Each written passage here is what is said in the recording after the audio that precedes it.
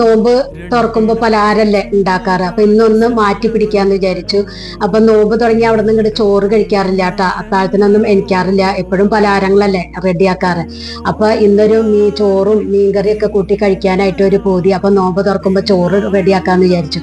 അപ്പൊ ചോറും നല്ല മീൻ പറ്റിച്ചതും കപ്പപ്പുഴുക്കും ബീഫ് ഫ്രൈയും ചീര തോരൻ പിന്നെ അയില ഫ്രൈ, പിന്നെ ഞാൻ തരിക്കഞ്ഞി ഉണ്ടാക്കിയിട്ടുണ്ട്, പിന്നെ കുറച്ച് ഫ്രൂട്ട്സും സർബത്തുമാണ് റെഡിയാക്കിയിരിക്കുന്നത് അല്ലെ. നിങ്ങൾക്ക് ഉണ്ടാവില്ല, നമുക്ക് മലയാളികളല്ലേ, നമ്മൾ കുറെ ഇങ്ങനെ ചോറൊക്കെ കഴിക്കാണ്ടിരിക്കുമ്പോൾ ഒരു പൂതി ഉണ്ടായിരിക്കും അല്ലെ, നമുക്ക് ചോറൊക്കെ കഴിക്കാനായിട്ട്. എനിക്ക് പലഹാരത്തിനോടൊന്നല്ല കേട്ടാ ഇഷ്ടം, ചോറിനോട് തന്നെയാണ് ഇഷ്ടം. നല്ല ചോറും മീൻകറിയൊക്കെ കൂട്ടി കഴിക്കുമ്പോൾ അതിനോളം വരില്ല മറ്റുള്ള പലഹാരങ്ങൾ അല്ലേ. അപ്പൊ നിങ്ങൾക്ക് ഇഷ്ടമായെങ്കിൽ ഈ ചാനൽ ഒന്ന് സബ്സ്ക്രൈബ് ചെയ്യുക, ലൈക്ക് ചെയ്യുക, ആ ബെല്ലൈക്കൺ ഒന്ന് അമർത്തുക. അപ്പൊ ഞാനിടുന്ന ഇതുപോലുള്ള വീഡിയോസിന്റെ നോട്ടിഫിക്കേഷൻ നിങ്ങൾക്ക് കിട്ടുക. ഫ്രണ്ട്സിന് ഷെയർ ചെയ്ത് കൊടുക്കാനും മറക്കരുത്. അപ്പൊ നമുക്ക് ഇതൊക്കെ കൂട്ടിയിട്ട് ഒന്ന് നോമ്പ് തുറന്നാലോ. Thank you.